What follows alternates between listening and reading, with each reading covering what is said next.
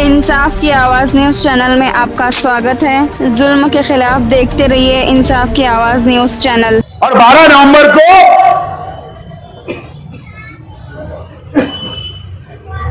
Bus stand के पास bridge के नीचे पथराव होता है।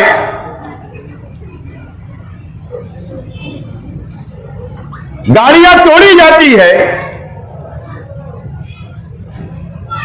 मामला कंट्रोल तो हो गया। टीवी चैनल के ऊपर न्यूज चलने लगी कि पुलिस और मालेगांव के मुसलमानों के अंदर झड़प हो गई, पथराव हो गया, पुलिस जख्मी हो गई।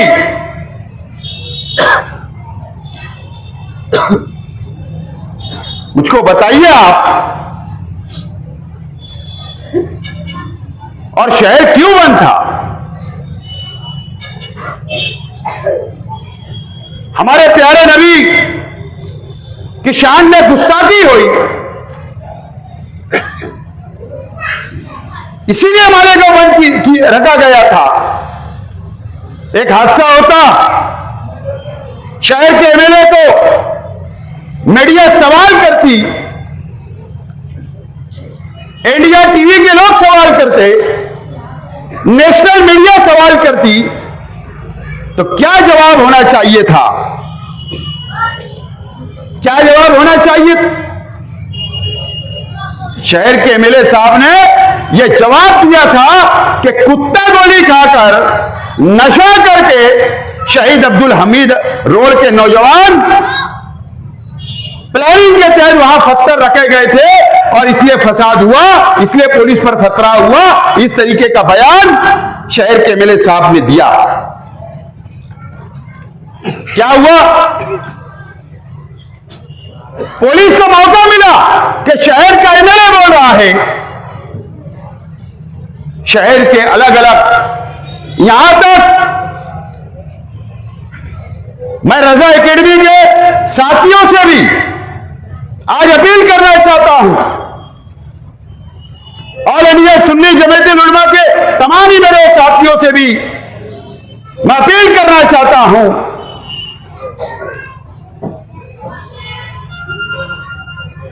रजा एकेडमी के दफ्तर के ऊपर पुलिस ने चौकसी की या नहीं की, बताइए मुझे।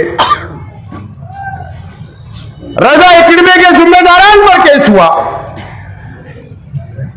ऑल इंडिया सुन्नी जमीयत उलमा के हमारे मुकामी जिम्मेदारान के ऊपर केस हुआ, शहर के सोशल वर्करों पर केस हुआ, शहर के शहीद अब्दुल हमीद रोड के हमारे नौजवानों के ऊपर केस हुआ। एक एक साल वो जेल के अंदर रहे, एक एक साल जेल के अंदर रहे, अभी भी केस चल रहा है। क्या वक्त नहीं आया कि आज के एमएलए से सवाल पूछना चाहिए? गैर जिम्मेदार बयान आज के एमएलए साहब ने दिया था और इसीलिए हमारे मुसलमानों पर कार्रवाई हुई, तंजीमों पर कार्रवाई हुई। मेरा साफ तौर पर इल्जाम है और यही बात सच है, क्योंकि शहर का एमएलए बोल रहा है और रिकॉर्ड के ऊपर एमएलए है और इसलिए पुलिस प्रशासन ने हमारे शहर के मुसलमानों के ऊपर कार्रवाई की। कब तक आप दीनी तंजीमों को आगे आना चाहिए? शहीद अब्दुल हमीद रोड के नौजवानों को आगे आना चाहिए। अरे अफसोस की बात है कि जो लोगों पर 12 नंबर की केस होती है वो लोग उनकी वर्करी कर रहे हैं। यह बहुत अफसोस की बात है। जो लोगों ने मदद किया उनके खिलाफ इलेक्शन लड़ा जा रहा है, यह अफसोस की बात है। मैं तो अपील करता हूं ऑल इंडिया सुन्नी जमीयत उलमा, मैं अपील करता हूं रजा एकेडमी के जिम्मेदारान से कि आज वक्त आया है, आप सवाल पूछिए। आज नहीं पूछोगे तो कब पूछोगे? सवाल पूछिए। वक्त आ गया है हिसाब लेने का। आज के एमएलए साहब से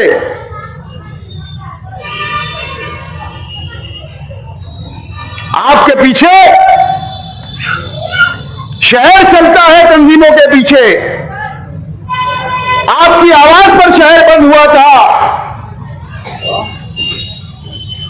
रजा एकेडमी की अपील के ऊपर और ये सुन्नी जमीयतुल उलमा की अपील के ऊपर शहर बंद हुआ था।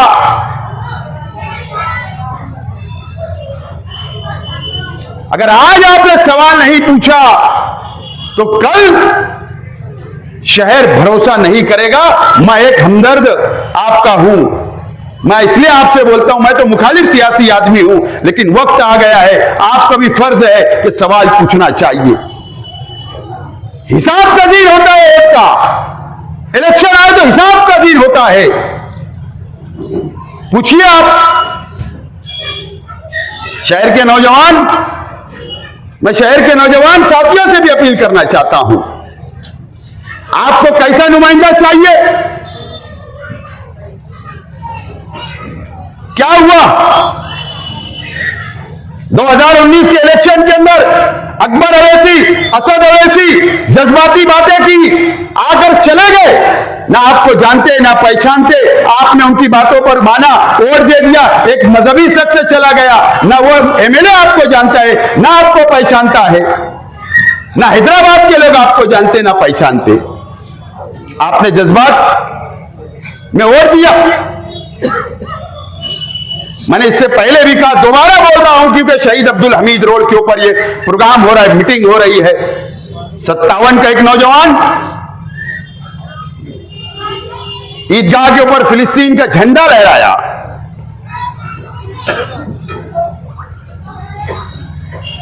झंडा लहराया। उस वक्त भी मीडिया वालों ने पूछा कि इस मामले में आपका क्या बोलना है? तो आज के एमएलए साहब ने जवाब दिया कि मेरा उससे कोई ताल्लुक नहीं। मैंने इससे पहले कहा कि अगर आज का एमएलए एक नौजवान के पीछे नहीं खड़ा रह सकता तो हजारों नौजवानों के पीछे खड़ा नहीं रह सकता आज का एमएलए। ये बात आपको याद रखना चाहिए, ये बात आपको याद रखना चाहिए। 12 नंबर में आपके पीछे नहीं खड़े रहे। और कोई बड़ा हादसा हो गया अगर शहर में, अल्लाह ना करे, जब आपके पीछे नहीं खड़ा हो सकता आज का एमएलए,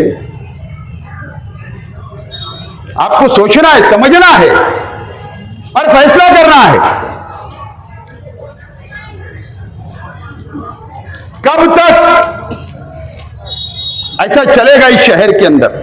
कब तक चलेगा?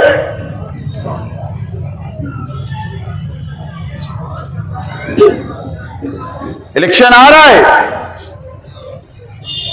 कुछ मशीनरी एक्टिव हो जाती है, कोई सोच नहीं, कोई विचार नहीं, कोई मिशन नहीं, कोई प्लानिंग नहीं शहर की कि शहर में फला चीज होना चाहिए, शहर का विकास होना चाहिए, डेवलप होना चाहिए, कुछ नहीं। बस झूठ की दुकान खुली है, झूठ बोलो, वोट लो, धोखा दो, करोड़ों की रिश्वत जाकर मुंबई में शिवसेना और बीजेपी वालों से लो। ये काम ये शहर में चल रहा है,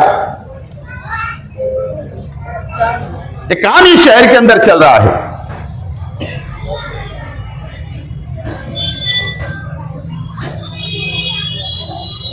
शहर के एमएलए साहब की जिम्मेदारी थी, हमारे हुजूर की शान में गुस्ताखी हुई। रामगिरी महाराज ने हमारे हुजूर की शान में गुस्ताखी की। शहर के एमएलए ने असेंबली के अंदर आवाज नहीं उठाई। ये बात को लिख लो, याद रखो।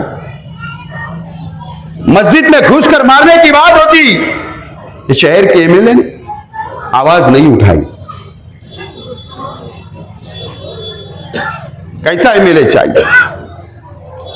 मैं आपसे अपील करता हूं, आइए मेरे साथ। नौजवान साथियों से मैं अपील करता हूं, शहर की आवाम से अपील करता हूं, आओ मेरे साथ। मैं तैयार हूं, आपको साथ लेकर चलने के लिए तैयार हूं, ये शहर को साथ लेकर चलने के लिए तैयार हूं, ये शहर के विकास डेवलप के लिए तैयार हूं। शहर की हर बिरादरी को लेकर चलने के लिए तैयार हूं, शहर के हर मसलक को लेकर चलने के लिए तैयार हूं, शहर के बुनकर और मजदूरों को लेकर चलने के लिए तैयार हूं। आइए मेरे साथ, दीजिए मुझे मौका।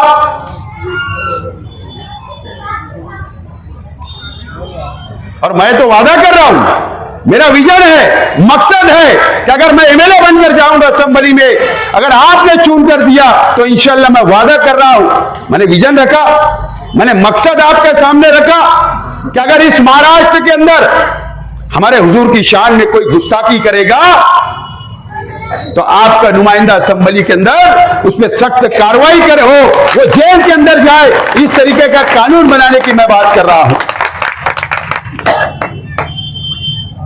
अभी वक्फ बोर्ड का कानून आया, मरकजी हुकूमत दादागिरी के नाम पर अक्सरियत के बलबूते पर मंजूर कर लेंगे। क्या होगा? कानून बनेगा और यह महाराष्ट्र में लागू होगा, ऐसा मान लो। उसके बाद क्या? यह हमारा शहर मस्जिद और मीनारों का शहर है, खानकाहों का शहर है, दरगाहों का शहर है। वक्फ मतलब क्या? मस्जिद जिस जगह पर बनी है वो वक्फ की प्रॉपर्टी है ना, वक्फ के अंदर हम जो रजिस्ट्रेशन करते हैं। दरगाह बोले तो वक्फ की प्रॉपर्टी, मस्जिद वक्फ की प्रॉपर्टी, मदरसा वक्फ की प्रॉपर्टी। वो कानून ला रही है, और जब कानून आएगा तो कलेक्टर को पावर, कलेक्टर हमारे पेपर देख सकता, मंगा सकता, इंटरफेयर कर सकता, मुदाखलत कर सकता, गवर्नमेंट कर सकती, हमारा हिसाब चेक होगा, हमारा अकाउंट चेक होगा, हमारे मदरसे के बच्चों के नाम चेक होंगे। कौन करेगा वहां नुमाइंदगी? ये सवाल है। कानून क्या बन रहा? कलेक्टर को पावर। कलेक्टर किसका आदमी? गवर्नमेंट का आदमी। कौन सवाल करेगा? कौन लड़ेगा मस्जिदों के लिए? कौन लड़ेगा मदरसों के लिए? कौन लड़ेगा दरगाहों के लिए? कौन लड़ेगा खानकाहों के लिए? कौन लड़ेगा कब्रिस्तानों के लिए? ये नुमाइंदे को तो आपने देख लिया, कौन लड़ेगा? ये फैसला आपको करना है। मैं तैयार हूं। यकीन जानो दोस्तों, कल रात एक वकील मुझको मिले, मैं नाम नहीं बोलूंगा, मुझको उन्होंने कहा कि दीनी तंजीमों को लेकर वक्फ के लिए लड़ाई के लिए तुम तैयार रहो, उनकी मदद करो। मैंने कहा यार मुझको क्यों बोल रहे साहब? बोले जो नुमाइंदा काम कर सकता है मैं उसी को बोलूंगा। ये जुमला पढ़े लिखे लोगों की ये सोच है, आप भी सोच बनाओ। दो वक्त की रोटी तो मिल जाती, कपड़ा मिल जाता बदन पर, पतरा मिल जाता सोने के लिए, छत मिल जाती। लेकिन जब हमारे मजहब पर आंच आएगी, जब हमारी मस्जिदों पर आंच आएगी, जब खानकाहों पर आंच आएगी, तो ये हमारा मिल्ली फर्ज नहीं हो जाता लड़ने का? तो सोचो, समझो। यकीन जानो मैं जिम्मेदारी से बोल रहा हूं, बार बार आज के एमएलए साहब ने जवाब देना चाहिए। 5 साल आपकी वोटों का सौदा किया गया, पैसा हैदराबाद भी पहुंचा, बीजेपी को इन्होंने वोट दिया 5 साल, करोड़ों रुपए की डील की, करोड़ों रुपए रिश्वत ली, सिंधे और बीजेपी के साथ रहे। एमएलसी चुनाव, राज्यसभा का चुनाव, सरकार को बचाने के लिए करोड़ों रुपए इन्होंने रिश्वत ली। मुसलमानों को बेचने का काम इन्होंने किया है, मुसलमानों को बेचने का काम किया। अभी तक जवाब नहीं दे रहे। क्या समझते हो नौजवान? तीसरे दिन आपको बेच डाला था इस शख्स ने, आज के एमएलए साहब ने बेच डाला था आपको। हमको बिरादरी में नहीं बटना, हमको मसलक में नहीं बटना, हमको मजदूर और सेठ में नहीं बचना। ये शहर को अगर बचाना है तो एक ताकतवर नुमाइंदों की वहां जरूरत होगी। मैं जिम्मेदारी से आपसे अपील कर रहा हूं। ये शहर को बुज़दिल बनाया गया 5 साल, 12 नवंबर से डराया गया। कोई हिम्मत नहीं कर रहा जुलूस निकालने की, कोई हिम्मत नहीं कर रहा शहर हमारी हुजूर की शान में गुस्ताखी हुई, कोई हिम्मत नहीं कर रहा है। बताओ किसने हिम्मत किया? क्या नहीं हो जा रहा है? बुज़दिल हो गए हम। अगर शहर का एमएलए ही सरकार के साथ है, शहर का एमएलए ही अगर पुलिस को हमारी टीप देता हो, शहर का एमएलए ही मुखबरी करता हो, शहर का एमएलए 12 नवंबर के नौजवानों को फंसाता हो, शहर का एमएलए फिलिस्तीन के झंडे वाले से ताल्लुक नहीं बोलता हो, कौन बचाएगा? बताओ, जिम्मेदारी किसकी है? यह आप लोगों को समझना है। मैं आज आप लोगों से अपील करता हूं, देखो मैं ये पार्टी, ईमानदारी से आज एक और बात बोलता हूं, नाम नहीं लूंगा, जाने दो। आज कांग्रेस से एक बहुत बड़े लीडर का मुझे फोन आया सुबह, मुझको उन्होंने अपील की टिकट ले ले, मैं नाम नहीं बोलूंगा, मेरा उनसे बहुत अच्छा ताल्लुक है, मैंने माजरत की मतलब नहीं, क्या मेरे पास ऑप्शन नहीं था?